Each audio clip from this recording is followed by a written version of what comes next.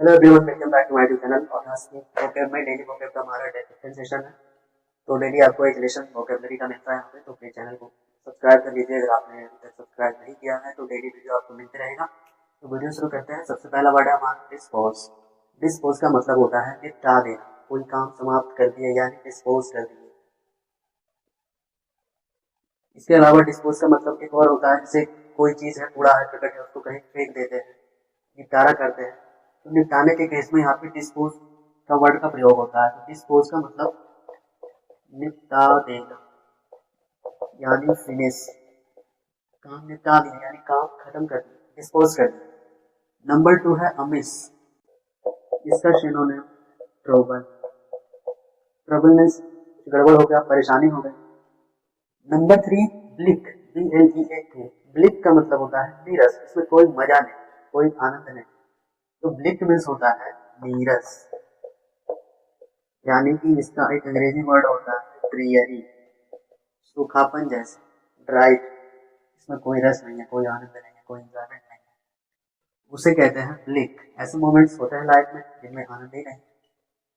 Number 4 में है child. CHILD। Child का मतलब होता है किसी को डांटना, बुरे तरीके से, क्रोध में डांटना। तो इसका मीनिंग पहले भी हम बताए, चाहे स्कोल्ड होता है, स्कोल्ड मीन्स डांटना। नंबर 5 में है कोप। COP। कोप का मतलब होता है झेलना, बर्दाश्त करना, झेलना। COPE है झेलना, बर्दाश्त करना, यानी टोलरेट। TOLERAT। टोलरेट का मतलब बर्दाश्त करना, बियर का मतलब बर्दाश्त करना या झेलना। यहाँ पे एक चीज बता देते हैं आपको कि COP, कोप का मतलब होता है पुलिस। COP जब रहेगा तो कोप का मतलब पुलिस होगा। COP ही जब रहेगा तो झेलना, बर्दाश्त करना, टोलरेट, बियर, ये सब इसके सिनोनिम हो जाएंगे। नंबर 6 वर्ड है चोप। CHOP। चोप का मतलब होता है काट के टुकड़े टुकड़े कर, काट कर टुकड़े करना, टुकड़े टुकड़े कर। अब जैसे गाजर काटते हैं ऐसे ऐसे ऐसे खचखचा देते हैं, तो वो हो गया चोप। CHOP। काट कर टुकड़े टुकड़े करना, cut in pieces, cut in pieces, पीसे पीस कर दिया उसको काट के, कट इन लिखा हुआ है। नंबर 7 है कॉन्टिनेंस। COUNTENANCE। कॉन्टिनेंस का मतलब होता है समर्थन, यानी कि सपोर्ट देना। कॉन्टिनेंस मतलब समर्थन, सपोर्ट। इसका एक और मीनिंग होता है बाहरी दिखावा, जो बाहर से दिखने में कैसा है तो उसको कहते हैं अपीयरेंस। अपीयरेंस का मतलब दिखावा, मतलब बाहर से देखने में कैसा है, कैसा वो अपीयर लगा, तो इस सेंस में हो जाएगा बाहरी दिखावा, अपीयरेंस। कॉन्टिनेंस का मतलब समर्थन, सपोर्ट, दोनों इसके मीनिंग होते हैं। नंबर 8 है करंट। CURRENT। करंट मतलब करंट अफेयर पढ़ते हैं, मतलब जो हाल में चल रहा है, वर्तमान में चल रहा है। तो करंट में होता है मौजूदा, यानी कि प्रेजेंट। इसके लिए एक बढ़िया सा वर्ड है प्रीवेलेंट। प्रीवेलेंट का मतलब होता है जो प्रचलन में, जो हाल फिलहाल में चल रहा है, वर्तमान में चल रहा है। तो वही हो गया करंट, मौजूदा, प्रेजेंट, प्रीवेलेंट। यहाँ पे देखिए करंट तो एक इलेक्ट्रिक करंट होता है, वो तो अलग ही हो गया विद्युत धारा, वो आपको पता ही है। नंबर 9 में है डिपोज। यहाँ देखिए था डिस्पोज, DISPOS, निपटा देना, अपने काम निपटा देना।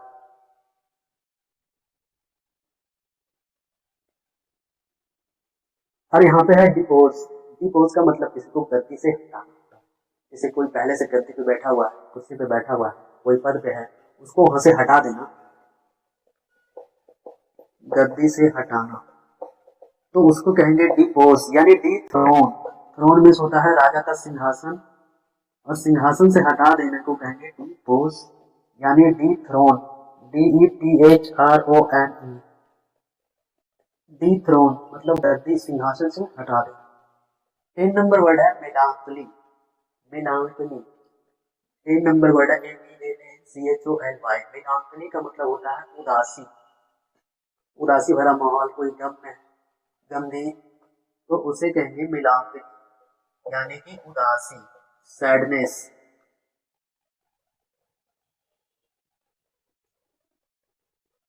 Sadness, SADNESS, sadness. और कोई ज्यादा उदास है तो उसको डिप्रेस्ड कहते हैं, डिजेक्टेड कहते हैं। तो यहाँ पे सिनोनिम पे लिख देते हैं डिजेक्टेड, डिजेक्ट। यहाँ पे क्योंकि मेलांकोली है तो डिजेक्टेड हो जाएगा यहाँ पे, और डिप्रेस्ड, डिप्रेशन, डिप्रेशन, ये सब इसके सिनोनिम हो जाए, मतलब उदासी से रिलेटेड जो भी वर्ड है। 11 नंबर है मर्थ। मर्थ का मतलब होता है खुशी, किसी बात की खुशी होती है तो वो मर्थ, MIRTH, बर्थ, BIRTH में जन्म लेना, बच्चा जन्म लेता है तो खुशी होती है, जब बर्थ होता है तो मर्थ होता है। मर्थ में खुशी, यानी कि हैप्पीनेस। अगर इसके सिनोनिम की बात करें तो स्टैंडर्ड वर्ड में ग्ली होगा, GLEE, या फिर मेरीमेंट, मेरीमेंट। ये मेरी कहाँ से आया? देखिए MARY बोलते हैं मेरी क्रिसमस। तो मेरी मतलब जैसे हम लोग बोलते हैं हैप्पी बर्थडे, हैप्पी कुछ भी, कोई भी जयंती, हैप्पी कोई भी दुर्गा पूजा, तो वैसे ईसाई लोग बोलते हैं मेरी, मेरी क्रिसमस। यानी मेरी मेंट का मतलब हो गया हैप्पीनेस, ग्ली का मतलब ये होता है खुशी। तो ये सब इसके सिनोनिम हो गए, तो आप समझ गए। नंबर 12 वर्ड है पेस्टिलेंस। पेस्टिलेंस, जब बड़े स्तर पे लोग मरते हैं बीमारी से तो उसको कहते हैं पेस्टिलेंस, यानी महामारी, महामारी, एपिडेमिक, एपिडेमिक। ये बड़े स्तर पे जब लोग बीमारी से मरते हैं तो उसे एपिडेमिक कहते हैं। और एक होता है एंडेमिक, एंडेमिक, छोटे क्षेत्र में। जैसे एक जिला में, एक छोटे से कस्बे में कोई बीमारी फैल गया तो उसे कहेंगे इंडेमिक। एक राज्य में कोई बीमारी फैल गया तो उसे कहेंगे इंडेमिक। एपिडेमिक जो होता है वो बड़े स्तर पे किसी कंट्री में होता है, ग्लोबल होता है, तो उसे कहेंगे बड़े स्तर पे जब होगा महामारी तो एपिडेमिक, और छोटे क्षेत्र में छोटे स्तर पे होगा तो इंडेमिक कहेंगे। तो ये आपके OWS में भी काम है। 13 नंबर वर्ड है सल्ट्री। सल्ट्री का मतलब होता है गर्म, SULTRY। सल्ट्री मीन्स गर्म, सामान्य से गर्म, ज्यादा तापमान सामान्य, यानी और इसका हो जाएगा सिनोनिम। नंबर 14 है मैटरनल, और नंबर 15 है पैटर्नल।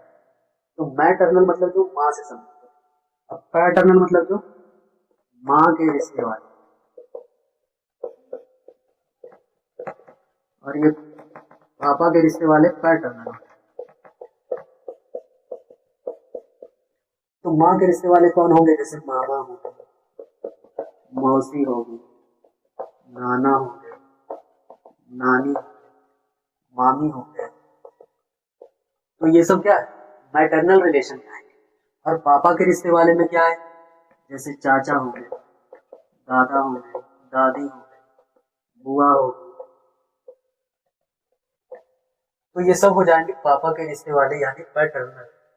पापा के रिश्ते से संबंधित जो होगा वो पैटर्नल होगा, और माँ से जो रिलेटेड होंगे वो माँ के रिश्ते वाले, यानी मैटरनल होगा। जैसे मामा तो मैटरनल अंकल, मौसी मैटरनल आंट, नाना मैटरनल ग्रैंडफादर।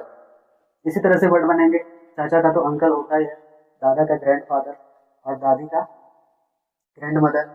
अब बुआ का जैसे वर्ड नहीं है तो पैटर्नल आंट बोल देंगे तो हो जाएगी बुआ, बुआ का, या सीधे सीधे आंट ही चलता है इंग्लिश में।